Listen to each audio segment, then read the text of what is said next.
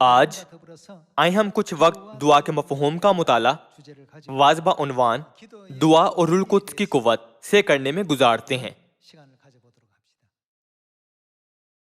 किताब मुक़द्दस की 66 किताबों की तालीमात के मुताबिक दुआ बहुत अहम आला है जो हमें खुदा की कुव्वत पाने के लिए इल्तिजा करना बख्शता है।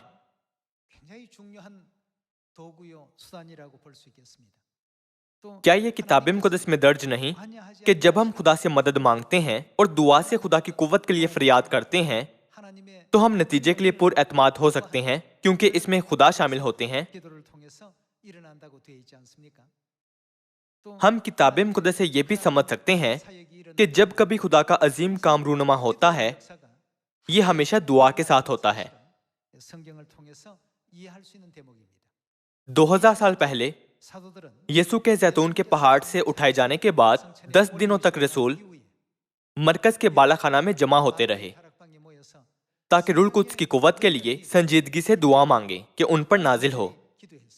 इसकी वजह यह थी कि यीशु के आसमान पर उठाए जाने से कबल उन्होंने वादा किया था कि शागिर्दों पर रूह कुद्स की कुव्वत नाजिल फरमाएंगे। यीशु ने उन्हें रूह कुद्स हासिल कर लेने तक यरूशलेम में ठहरने और इंतजार करने के लिए कहा। इसलिए उन्होंने 10 दिनों तक संजीदगी से दुआ मांगी और पेंतिकोस्त के दिन पर पहली बरसात का रूह कुद्स हासिल किया। जैसा कि उन्होंने खुदा की हासिल करदा कुव्वत के साथ खुशखबरी का काम किया तो हैरानकुन और काबिल जिक्र काम रूनुमा हुए। लिहाजा दुआ रूह कुद्स की कुव्वत मांगने का सबसे बेहतरीन आला है। इसीलिए खुदा हमें सिखाते हैं कि हम जो काम करें हमें खुदा के वसीले करना चाहिए। क्या खुदा ने हमें यह भी नहीं सिखाया कि दुआ दुनिया में मौजूद हर तरह के ज़राए इब्लाग से ज्यादा तेज है?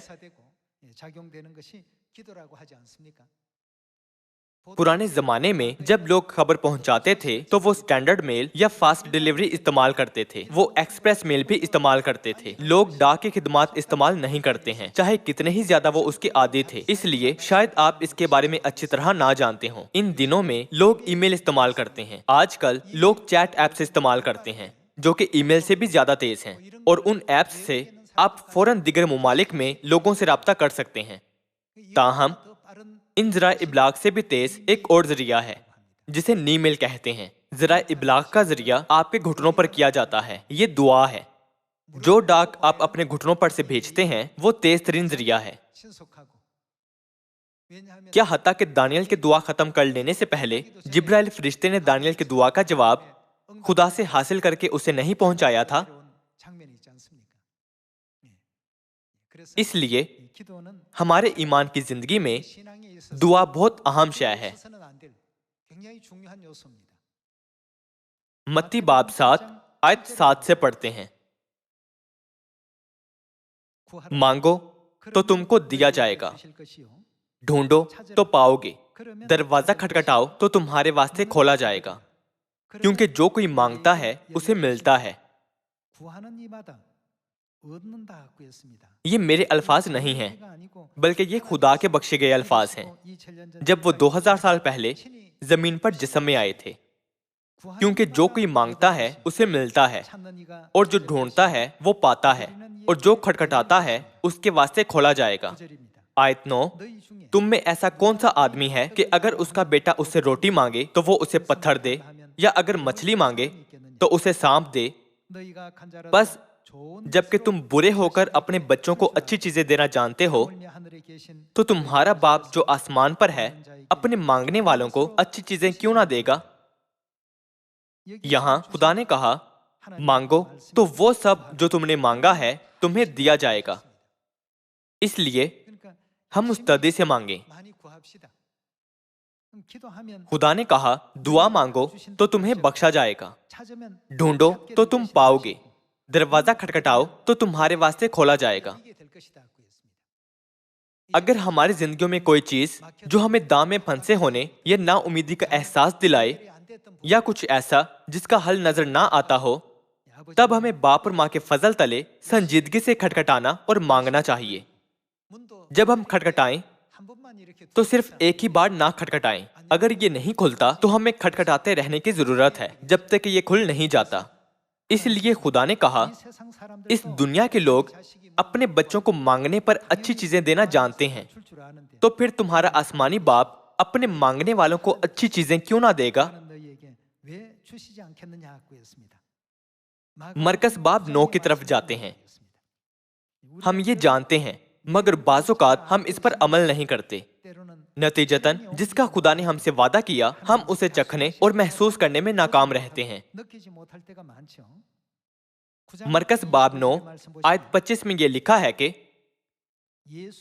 जब यीशु ने देखा कि लोग दौड़ दौड़ कर जमा हो रहे हैं, तो उस नापाक रूह को झिड़ककर उससे कहा, ऐ गूंगी बहरी रूह, मैं तुझे हुक्म करता हूं, इसमें से निकल आ और इसमें फिर कभी दाखिल ना हो। वो चिल्लाकर और उसे बहुत मरोड़कर निकल आई और वो मुर्दा सा हो गया, ऐसा कि अक्सरों ने कहा कि वो मर गया। मगर यीशु ने उसका हाथ पकड़कर उसे उठाया और वो उठ खड़ा हुआ। जब वो घर में आया तो उसके शागिर्दों ने तन्हाई में उससे पूछा कि हम उसे क्यों ना निकाल सके। उसने उनसे कहा कि ये किस्म दुआ के सिवा किसी और तरह नहीं निकल सकती।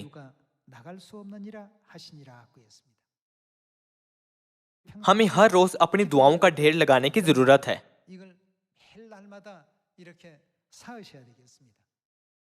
क्या किताब मुक़द्दस नहीं कहती कि अगर एक बार खुदा की कुव्वत मांगने के लिए हमारी दुआओं का ढेर लग जाए और अगर हमारी दुआएं खुदा की मर्जी के मुताबिक हों, तो आखिरकार खुदा हमारी दुआओं का जवाब देंगे। खुदा ने साफ साफ कहा, अगर तुम मांगो तो मैं ये तुम्हें दूंगा, अगर तुम ढूंढोगे तो तुम पाओगे, अगर तुम खटखटाओ तो तुम्हारे वास्ते खोला जाएगा।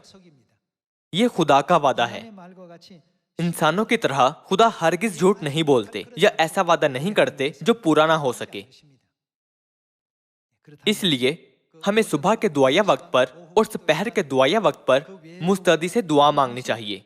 नीज सारा दिन हम जो भी करते हैं, हमें उसके लिए दुआ मांगनी चाहिए।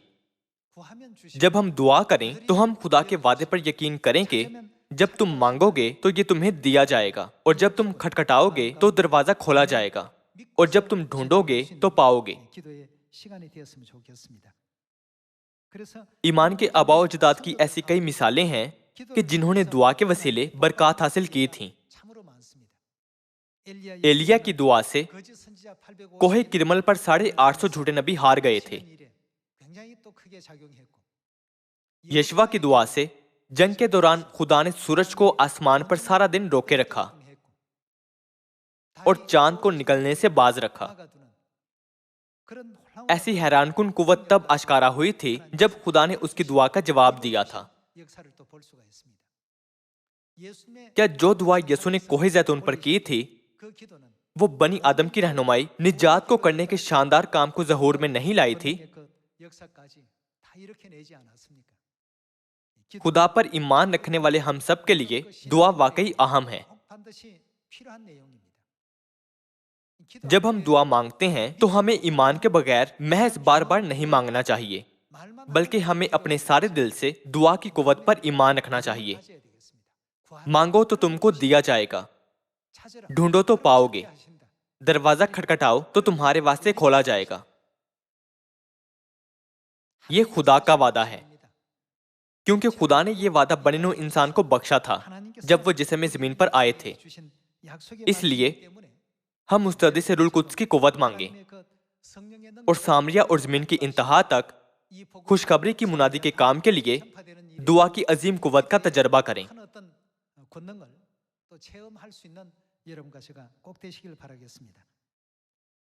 2000 साल पहले रसूलों ने दुआया हफ्ते के दौरान मुस्तैदी से दुआ मांगते हुए रूह कुद्स हासिल किया था। अमाल बाब 1 से इसकी तस्दीक करते हैं। अमाल बाब 1 आयत 12 से पढ़ते हैं। तब वो उस पहाड़ से जो जैतून का कहलाता है और यरूशलेम के नजदीक सब्बत की मंजिल के फासले पर है, यरूशलेम को फिरे। और जब उसमें दाखिल हुए तो उस बालाखाना पर चढ़े जिसमें वो यानी पतरस और यूहन्ना और याकूब और इंद्रियास और फिलिपुस और तोमा और बरतुलमाई और मत्ती और हल्फई का बेटा याकूब और शमौन जलोतिस और याकूब का बेटा यहूदा रहते थे। ये सब के सब चंद औरतों और यसू की मां मरियम और उसके भाइयों के साथ एक दिल होकर दुआ में मशगूल रहे। और उन्हीं दिनों पतरस भाइयों में जो तखमीनन 120 शख्सों की जमात थी खड़ा होकर कहने लगा। अगर हम पढ़ना जारी रखें तो हम पतरस को खुदा की मर्जी की मुनादी करते देख सकते हैं। आयत 14 में ये लिखा है कि यीशु के आसमान पर उठाए जाने के बाद सब शागिर्द यीशु की मां और उसके भाइयों के साथ एक जगह जमा थे और लगातार एक दिल होकर दुआ में मशगूल रहे। तखमीनन 120 लोगों की जमात जमा हुई थी और 10 दिनों तक मरकज के बाला खाना में मुस्तैदी से दुआ मांगती रही। देखते हैं कि 10 दिनों के बाद खुदा ने किस तरह उनकी दुआओं का जवाब दिया था। अमाल बाब 2 आयत 1 की तरफ जाते हैं। जब ईद पेंतिकोस्त का दिन आया तो वो सब एक जगह जमा थे कि यकायक आसमान से ऐसी आवाज आई जैसे जोर की आंधी का सन्नाटा होता है और उसे सारा घर जहां वो बैठे थे गूंज गया और उन्हें आग के शोला किसी फटती हुई जुबानें दिखाई दी और उनमें से हर एक पर आ ठहरी और वो सब रूह कुद्स से भर गए और गैर जुबानें बोलने लगे जिस तरह रूह ने उन्हें बोलने की ताकत बख्शी। और हर कौम में से जो आसमान के तले है खुदा तर्स यहूदी यरूशलेम में रहते थे।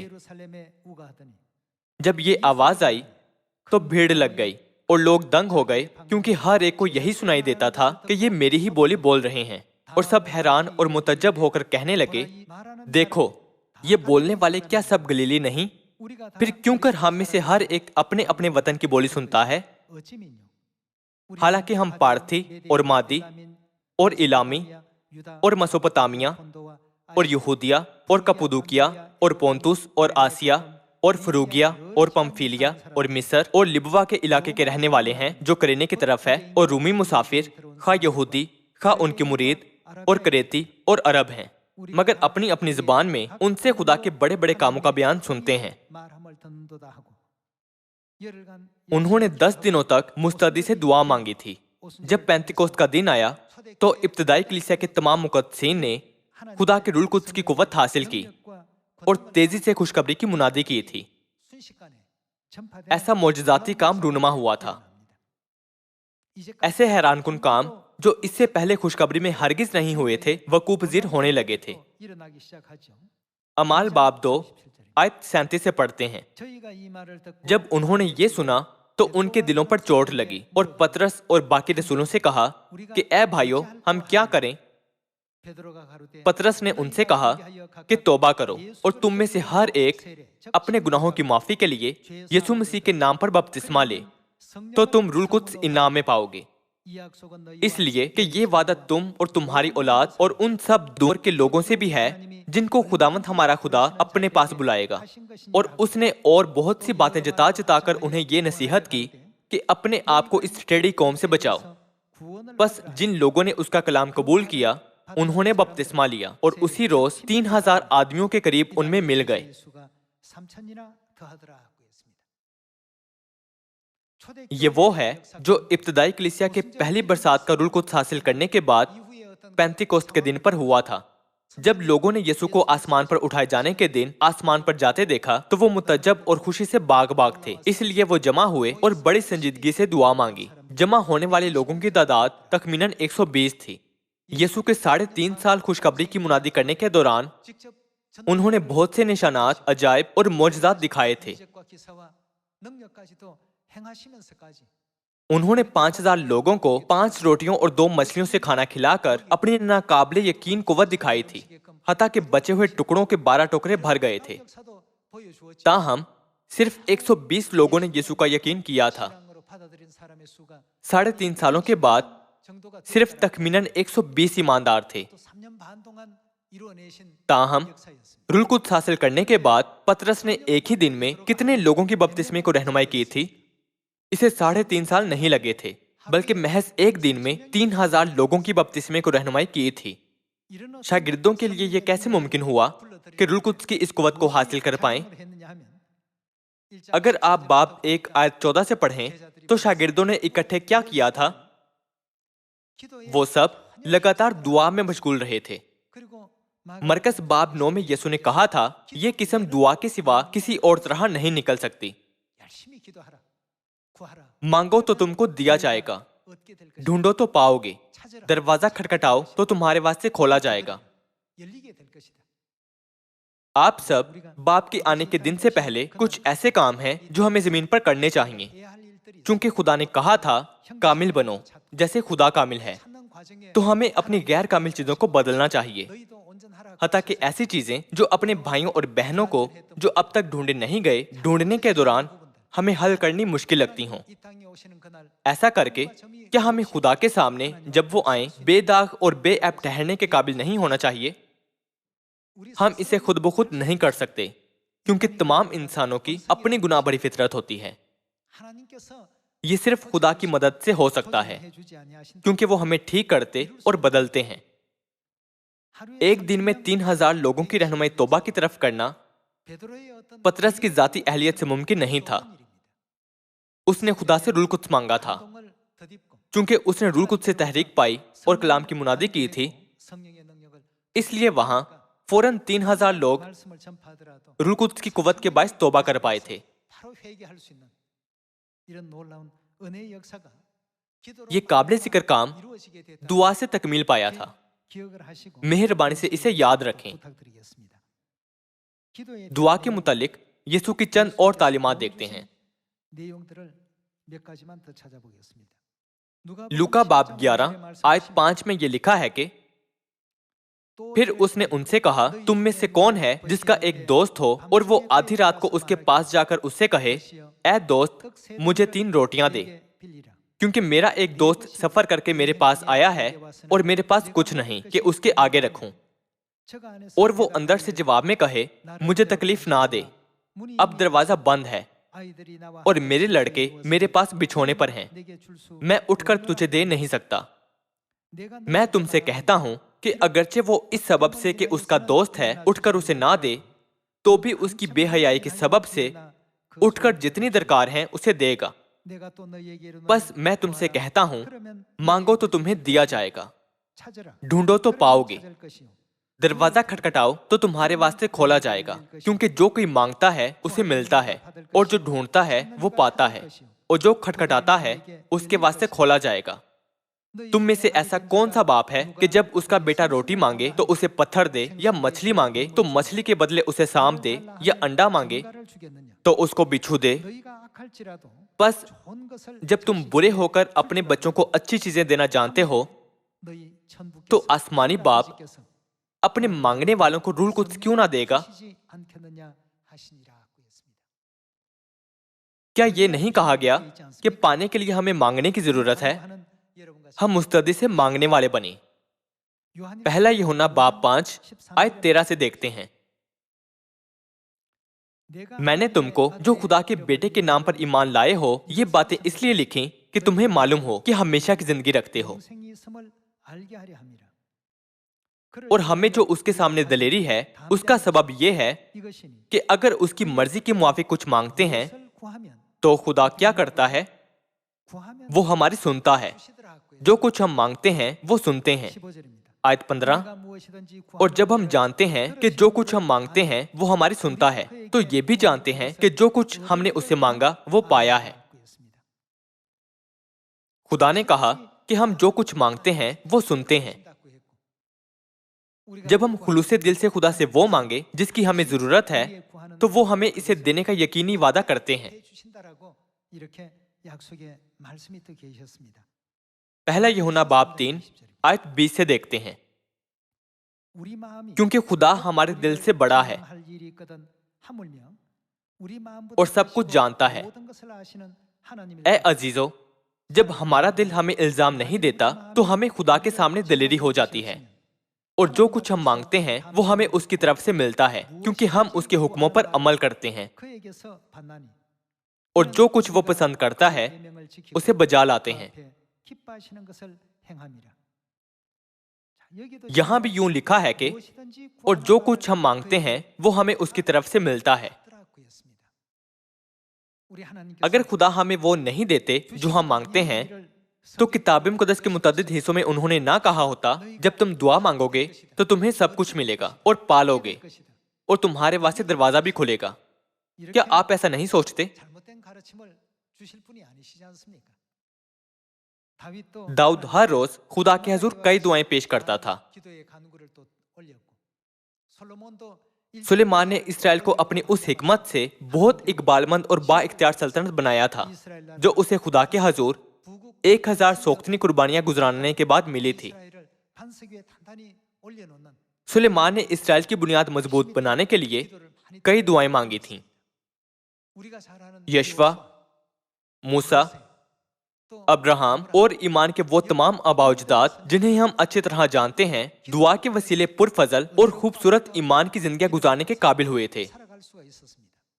इब्तदाई कलीसिया के मुकद्दसीन की जिंदगियों के साथ भी बिल्कुल ऐसा ही था, हत्ता कि उन्हें शेरों की खुराक बनाकर सताया गया था, या वो बियाबानों पहाड़ों में भटकते रहे, पर वो हरगिज ना डरे। इसके बरक्स आसमान की अब्दी बादशाही की उम्मीद के लिए उनके चिराग हरगिज ना बुझे। क्या सारा शुक्र दुआ की उस कुव्वत को नहीं जाता जिसका खुदा ने उनसे वादा किया था? मुझे उम्मीद है कि हम सब ईमान के साथ मुस्तैदी से उसके लिए दुआ मांगेंगे जिसकी हम में अभी तक कमी है, और ये कि जितना जल्दी मुमकिन हो खुशखबरी की मुनादी सामरिया और जमीन की इंतहा तक हो जाएगी, ताकि बाप जल्द आकर हमें हमारे अब्दी आसमानी घर ले जाएं। मैं दुआगो हूँ कि खुदा हमारे खोए हुए भाइयों और बहनों की आंखों, कानों और जहनों को खोलेंगे। हमें खामोश नहीं रहना है, बल्कि इस पैगाम के साथ नरसिंगा फूंकते हुए मुस्तैदी से खुशखबरी की मुनादी करनी चाहिए कि जल्दी आसमानी बाप और आसमानी माँ के पास आओ जो रूह और दुल्हन है। हम ईमान के साथ दुआ मांगें। खुदा कहते हैं कि जो हम मांगेंगे वो हमें देंगे। क्या आप इस बात पर यकीन रखते हैं? हमें यकीन रखना चाहिए कि जो हम मांगेंगे वो खुदा हमें देंगे। खुदा ने कहा, ढूंढो तो पाओगे। खुदा ने हमारे सामने पेश की शर्त रखी, जो ये है कि ढूंढो। लिहाजा हमें ढूंढने के लिए जिद्दोजहद करनी चाहिए। चूंकि खुदा ने कहा मांगो, तो हमें मांगने की कोशिश करने की जरूरत है। जब हम खटखटाएं तो क्या होगा? दरवाजा खुल जाएगा। ये खुद ब खुद नहीं खुलता है। जब हम खटखटाएं तो दरवाजा खुल जाएगा। जब हम ढूंढें हम पाएंगे। जब हम मांगे तो हमें मिलेगा। खुदा की कुव्वत मांगने के लिए, चूंकि दुआ अहम तरीन आला है, तो हम मिलकर मुस्तैदी से दुआ मांगे ताकि हम निजात के अजीम जलाल का रूहानी तजर्बा कर सकें जिसे बाप और माँ ने बनिनो इंसान को बख्शा है। हम दुआ मांगे कि वो पुरफजल दिन जब हम अपने अब्दी आसमानी घर मिलकर जाएंगे जल्दी आए। जमीनी चीजों के लिए जो सिर्फ दम भर की हैं और फिर गायब हो जाएंगी, दुआ मांगने की बजाय हम अपनी रूह की अब्दी जिंदगी के लिए दुआ मांगे। सयून के सब खानदानी अराकीन से ऐसा करने का कहते हुए मैं आज का वाज खत्म करना चाहूंगा। आपका बहुत शुक्रिया।